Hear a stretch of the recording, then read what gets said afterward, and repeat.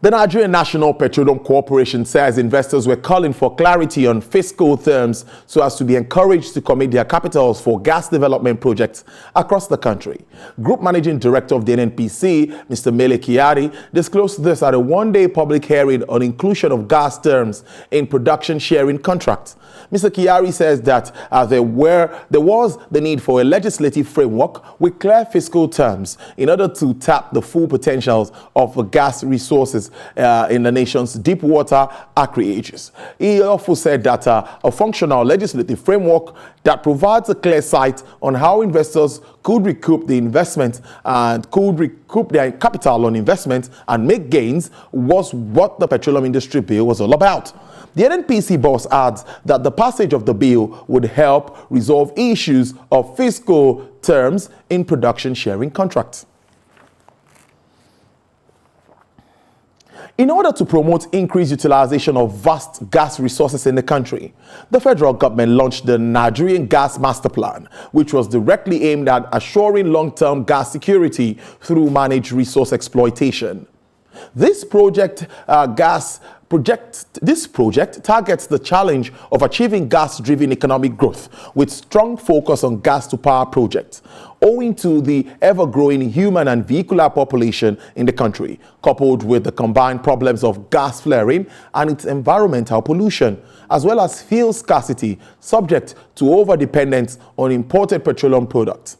The federal government, through the National Gas Expansion Program, decided to provide transportation energy from compressed natural gas in a bid to deepen domestic usage of natural gas in its various forms. To enhance gas development across the country, the Nigerian National Petroleum Corporation has called for a legislative framework with clear fiscal terms in order to tap the full potentials of the gas resources and how investors can recoup the capital on investment in the oil and gas sector backed by a Petroleum Industry Bill. To deliberate more on this and give an expert insight to our first conversation on the show today, joining me live via Skype from Ottawa in Canada is the Deputy Managing Director of Falcon Corporation Limited and the immediate past President of the Nigerian Gas Association, Mrs. Audrey Jo Ezigbo. Thank you very much for your time, Mrs. Ezigbo. Having me, Tolulope. Good morning. Yes, it's great, really great to see you. Now, a lot of work in the gas space with the federal government from last year, launch of gas plants in Edo State, a lot of moves. I can go on and on. Now, how well would you really say this is reaching out to the ordinary Nigerian? How well, what's your assessment of the entire process of the gas expansion program?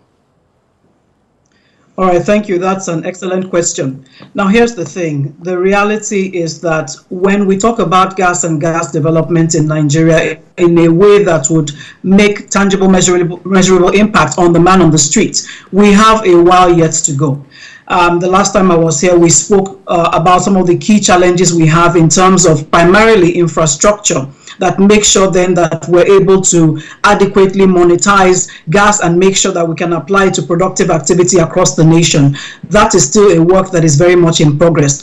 That said, one of the things that I think is important for everyone to know is that in the last 3 years, and maybe particularly in the last year being the year of gas and now evolving into the decade of gas, there has been more concerted effort than ever before, both in terms of the regulators and in terms of the industry players, to see how we fashion out strategies that can make some of the projects get off the ground. There are new initiatives, as you've spoken to, in terms of auto gas is not new exactly, but the fervor with which is being pursued now makes us expectant that this time around there will be a positive rollout. There's a lot of work going on the LPG expansion program itself in terms of infrastructure for cooking gas delivery, in terms of its application into power, and so on and so forth. So there is a lot that is going on, but in terms of how the man on the street readily begins to feel that it's going to be a slow build-up, largely because of the infrastructure deficit, and it's not infrastructure that you can turn around overnight. So I think that what we need to appreciate is the efforts being made, the concerted push and the consistency, and I dare say a higher level of partnership than ever before between the government and industry players and investors to try and get a lot of these projects off the ground. So as participants and players, we are quite expectant, and we know ultimately that the average Nigerian will begin to feel the impact more readily on a day-to-day basis. Thank you. Now, NGA, which you just handed over, champion competitiveness and, of course, utilization of natural gas by promoting policies. Now, there are issues around sustainable funding, policy improvements. How does all of this come to you, and how have you been able to tackle it among the association? Right, so that's a big conversation that is currently on the table and ongoing. As you know, when it comes to gas projects, they are highly capital intensive, and they don't tend to have the same kinds of margins that oil projects have. Now, at the same time, in the global energy transition world that we're in, we're seeing a lot of finances being diverted away from core hydrocarbon projects. Already we had a challenge as Nigeria in particular, because we're seeing a lot of foreign direct investments going to other more favorable climes across the continent instead of coming into Nigeria. So when you bring those together, it creates a new kind of challenge for us. However, what we have pushed consistently, and I know even recently the Vice President was speaking to this issue, is the fact that for Africa and for Nigeria, when we talk about cleaner energy, gas is actually our own transition fuel. Therefore, it doesn't make any sense for the investing world to push away from hydrocarbons, especially when we have cleaner, better technologies to leverage on to deploy our gas resources today. So this is what we've been championing as NGA, both to the investing world, on the International Gas Union front, with the government and all that, just for us to work in partnership to send this message across. At the same time, I think it's important to note that we have some development finance institutional investors who have a core gas focus and are looking into the Nigerian gas market regardless. We've also seen a few bonds that have been successfully executed and carried out in Nigeria to finance gas projects. So we see a bit of a shift in terms of how projects are being financed. And when you talk about sustainability, energy transition, it's important we continue to share this narrative for Africa, for Nigeria. At this point in time, gas is our cleaner transition fuel, and therefore it's an area we should continue to invest in until we have leveraged the resources enough. And this is not to say we will not focus also on our renewables. That's a conversation that must be ongoing currently, because we have to pay attention to real climate change issues that border out there in our environment. Yeah. Let's take it from there. The NNPC GMD just said yesterday that there is need to be clarity with regards to fiscal terms so to encourage commitment to capital for gas development across the country. Now, what's even in the PIB for the gas industry in its entirety? So I think that when you look at the gas terms in the PIB, the first thing that gives hope to the investors is the fact that you now actually have gas-centric provisions, as against where we've been operating simply under the Petroleum Act.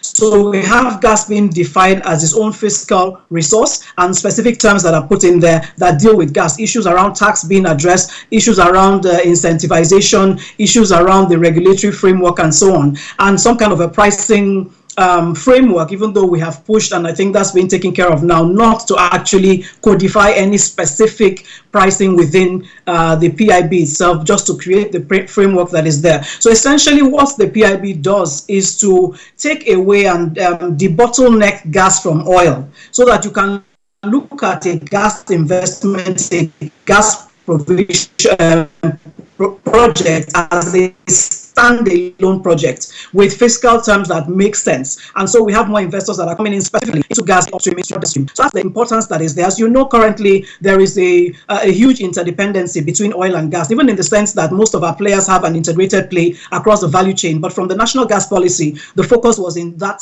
disaggregation of the value chain, so that we build a specific midstream. I believe that one of the key things the PIB is going to help us do is to bring in investors into that midstream space, which is a huge gap that is, holding back our potentials in terms of using gas as a catalyst for national development and industrialization. So it's a very welcome development, and we know from the public hearing that the points that have been put on the table are being well received and being looked at. Like I said earlier, high level of stakeholder engagement, everybody understanding that we must necessarily do a few things differently to move the industry and the nation forward at this point, leveraging on gas. Now, I also want to see that the minister has said on many occasions that even the GMD has also identified that at this time where the price of crude continues to go up and the price of PMS would also invariably go up, gas seems to be like the alternative. Do you really see gas supplementing PMS? How easy do you see this happening? Talking about that competition in that market, how well do you see this playing out? Well, I think it's important for us to dimension this from the point of view of what PMS actually effectively is doing to our economy, in the sense that it's a gross erosion of revenues and resources that could have been better applied into productive activity, whether you're talking about subsidy or the fact that we have to import our own products in essence, and the amount of money that is being channeled year on year to turn around maintenances for refineries that have never worked. So that's been a huge drain.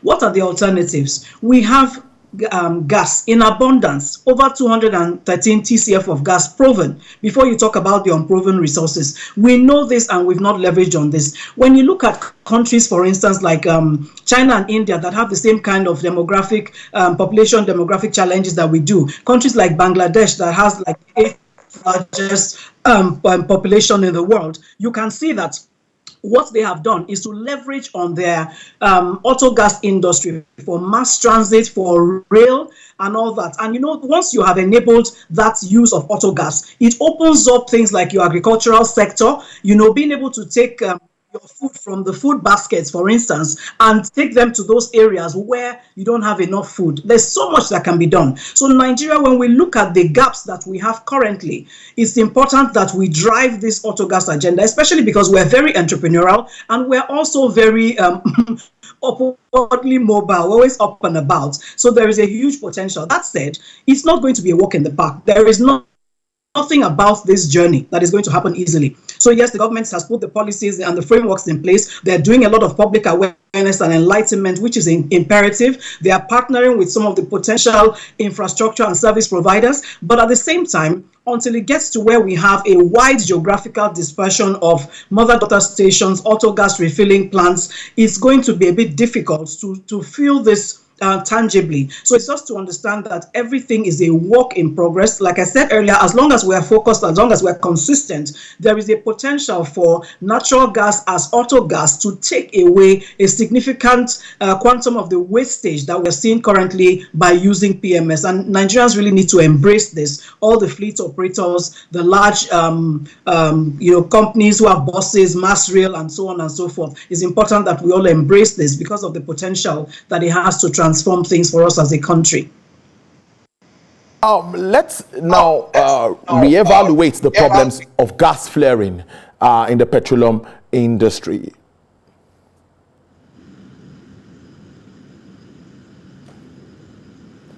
Mrs. Ezigbo, did you get my question?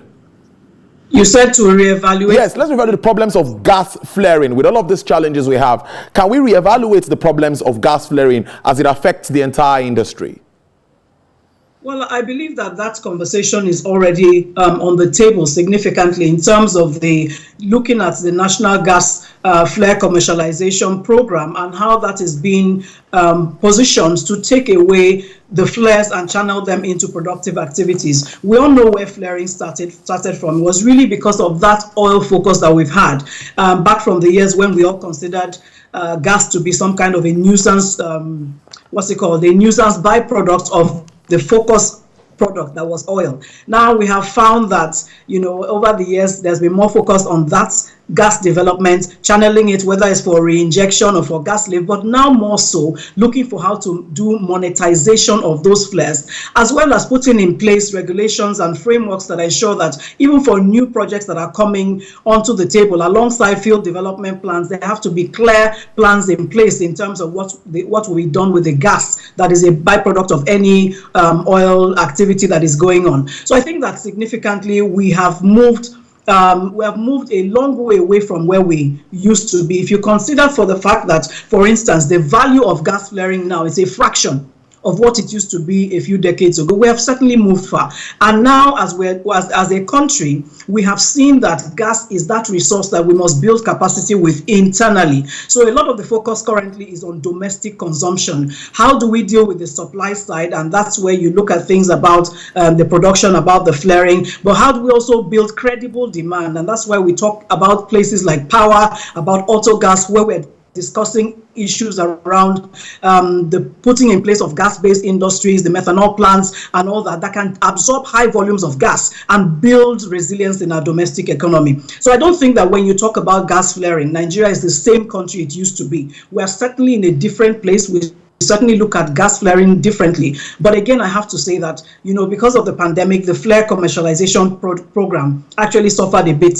But we're hoping that we'll see that ramp up now that things are sort of trying to find their level again, because that is a laudable program that has the potential to bring in over $3 billion in investments. And so that's critical for us as a nation. I hope that addresses your question. Very well, Cities. On a final note, I want to know your view. You're a player in this industry. How would you assess all that is being done? Talking about the prospects for the sector as we move on. If we continue at this pace, what do we think we would achieve? What level of coverage do you see? And do you also think Nigerians are well sensitized and enlightened about the positives also of the use of, for example, the use of LPG instead of just normal kind of fire that we used to cook before now?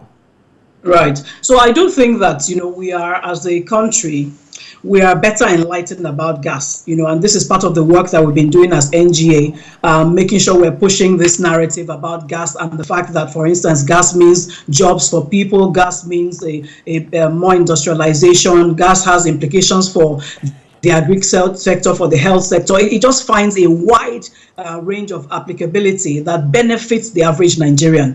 And so we've also been speaking to investors in terms of looking at what the opportunities are, despite the difficulties in the landscape, and trying to encourage more people to come into that space. And we're looking both globally and locally. Now, we're encouraged by a lot of the work that has been done. Like I said, there's been a lot of traction and a lot of partnerships and collaboration. So we are seeing things change. We are seeing some infrastructure projects that are coming to the fore. We are seeing a lot of dynamics around the regulatory front that are more investor friendly. So we expect that if we continue on this pathway, Nigeria will not be saying the same thing in the next 5 years, in the next 10 years. But the if is that continuity and consistency. We have a lot of work being done in the LPG space, for instance, and I know I always give kudos to the LPG Association because they are doing a fabulous work in terms of engaging people around LPG. There are many of us who are private players, like my company Falcon, many, Dozy, Rain Oil. There's so many who are coming to the fore with LPG specific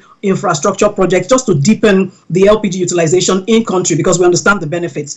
Again, to Lulube is to say this, that the average Nigerian needs to understand this. Gas is a resource that can transform the narrative for us, but it's not going to be a walk in the park. It's going to be a journey, and that journey is going to require a few things to shift. It's going to require us recreating the landscape to make it attractive for investors. It's going to need us to be willing to take a bit of pain in the shorter term so that we can have, enough of an infrastructure build out that then allows for a more competitive play. And then the challenges that exist in the sector, this is the work that we're doing as NGA, as industry players, that continued handshake with the government to try to see how we resolve some of those legacy challenges that are mitigating against investments, because we can't continue to sell the narrative of we want investors to come in without wanting to address legacy issues that have held them back. The PIB will be a very good first step, but there's other work that needs to be done. NGA is consistent in doing this, and we know that as long as this partnership continues the way it is, as long as the government focus continues the way it is, then we will certainly see a lot of improvements in the next 5 years, in the next 10 years. And hopefully we get to see a Nigeria that looks more like a Qatar, a Trinidad and Tobago, when you talk about how we've leveraged gas to transform the nation and the economy. Thank you. It's always a pleasure having you, Mrs. Ezigbo. And on a lighter note, we must say, we share with you at this time, may Daddy so rest in perfect peace, and God grant you the fortitude to bear this loss. Thank you very much for your time. I really appreciate this. Thank you, Tolulope. All right, then. I've been speaking to Mrs. Audrey Ezigbo, speaking passionately. She's the immediate past president of the Nigerian Gas Association, speaking there on regards to gas and what is expected, particularly at this time, where the price of crude continues to go on the high side and the price of PMS is also on the high side. It's worrisome. An alternative will be really good at this time. Let's take a break.